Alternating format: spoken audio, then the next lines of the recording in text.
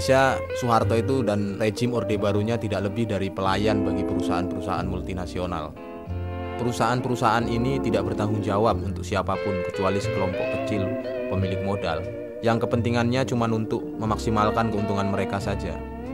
Mereka tidak bertanggung jawab pada buruh mereka ataupun pada penduduk yang tinggal di daerah tempat mereka beroperasi tersebut.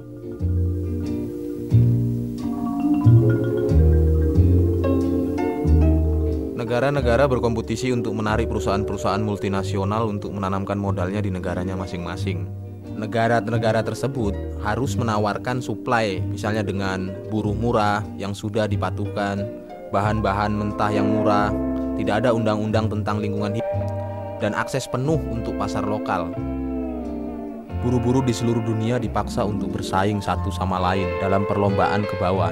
Jadi siapa yang akan menanggung kondisi terburuk seperti ini sebenarnya? Inilah mengapa buruh harus membuat serikat internasional untuk meningkatkan standar bagi seluruh buruh itu sendiri sebenarnya. Jadi nggak ada gunanya misalnya Sokpindo sini nuntut gaji, Sokpindo yang ada di Afrika diam aja. Itu nggak ada gunanya. Dampaknya dia bisa pindahkan Sokpindo ke Afrika yang buruhnya itu gajinya murah. Iya, karena buruhnya diam saja gitu. Jadi untuk mengimbangi kaum pemodal yang memang sifatnya multinasional itu kita juga harus membangun jaringan yang internasional. Salah satunya dengan serikat buruh yang ada di internasional itu, misalnya serikat buruh yang ada di Afrika, serikat buruh yang ada di Geneva gitu-gitu.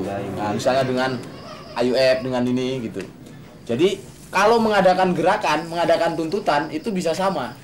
Sokpindo di Indonesia menuntut gaji naik 10% atau naik 100%.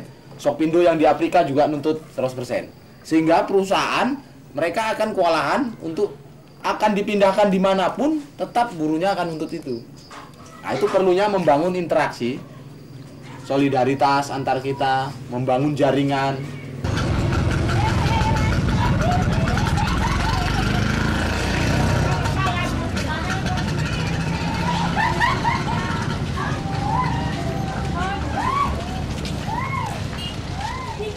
Selain itu, buruh seperti kita yang hidup di negara-negara miskin, kita juga menjadi menderita karena akibat hutang-hutang nasional. Pembayaran hutang dengan bunga ini mengharuskan upah ditekan serendah-rendahnya. Pada saat yang sama pula, persyaratan hutang tersebut mengharuskan pemerintah untuk memotong subsidi di bidang makanan dan BBM. Biaya kebutuhan hidup terus naik sampai dengan 50% dalam 1 tahun ini. Di Indonesia, rejim militer mengambil pinjaman yang sangat besar dari pemerintahan negara-negara kaya, bank-bank swasta, serta juga IMF dan Bank Dunia. Sebagian besar uang itu digunakan untuk mengembangkan bisnis besar dengan membebankan resiko bagi buruh dan lingkungan hidup. Perasaan Bapak kena gusur itu, perasaan Bapak bagaimana? Kecewa gitu, Pak?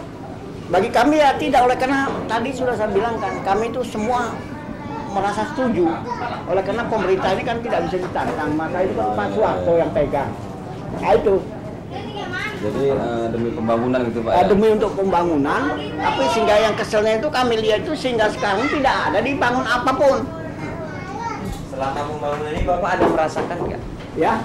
Selama ada pembangunan ini Bapak merasakan tidak? Nggak ada pembangunan. Maksudnya gini Pak, waktu zaman Pak Harto itu Bapak gimana? Ada merasakan pembangunan buatan Pak Harto, hasil Pak Harto gitu Pak? Tidak ada. Tidak ada merasakan Pak ya?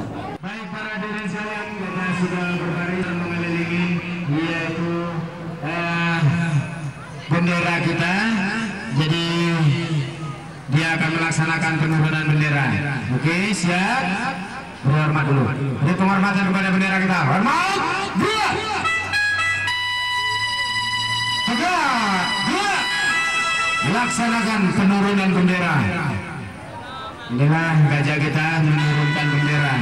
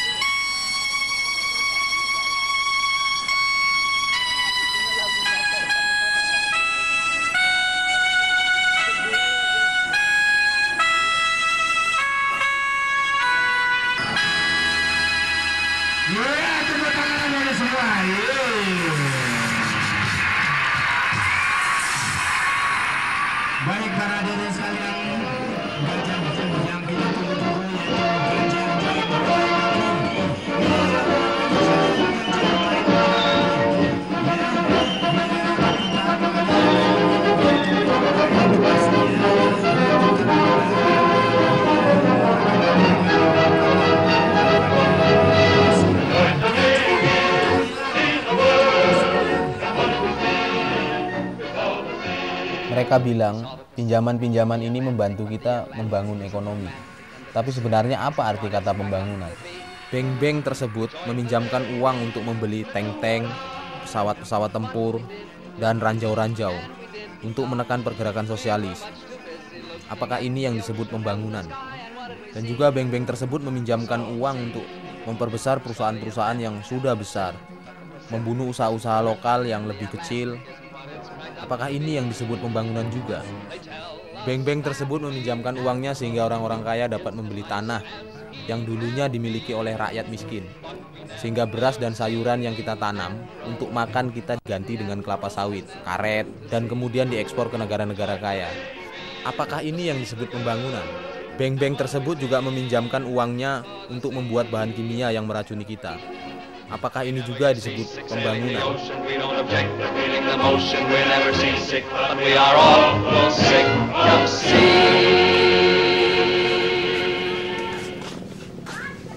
Bisa seperti ini.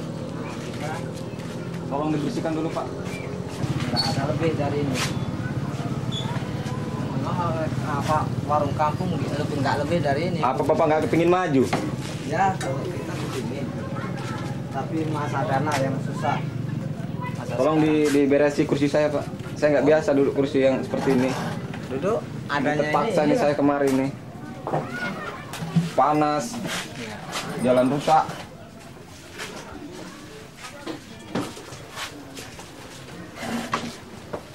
Bapak udah tahu tujuan saya kemari? Belum. Saya tuh kemari mau memperbesar usaha Bapak yang tidak seperti ini. Ya, seperti ini usaha apa ini? Ya ini kecil-kecilan. Bapak mau kepingin maju? Mau tapi dana yang nggak ada sama kita. Ini Dana yang belum ada. kesempatan Bapak sekali aja ya. Jadi kalau masalah dana itu saya bisa berikan kepada Bapak. Berapa Bapak mau? Ya kita secukupnya. Ya secukupnya itu berapa yang jelas saja Pak? Kita perkirakan apa-apa saja.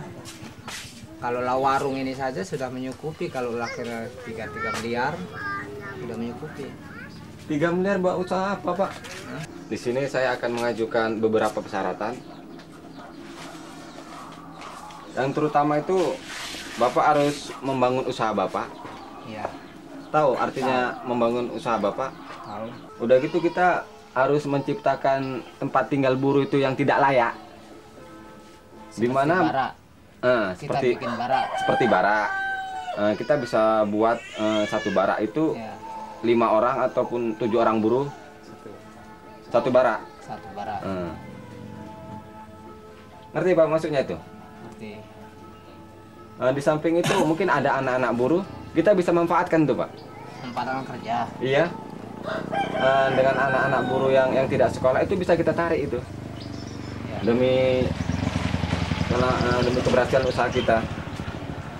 Dan jangan sekali-sekali Bapak itu memberikan pinjaman ataupun mendukung buruh berserikat. Kalau adalah buruh-buruh itu yang sifatnya berkumpul ataupun berorganisasi, itu Bapak harus tahu. Harus kami tindak. Memang harus tahu itu Pak. Karena nantinya jangan sampai buruh itu berorganisasi. Mungkin saya kalau memang ada dana bisa saya salurkan pada yang lain-lain supaya ada perkembangan Pak itu.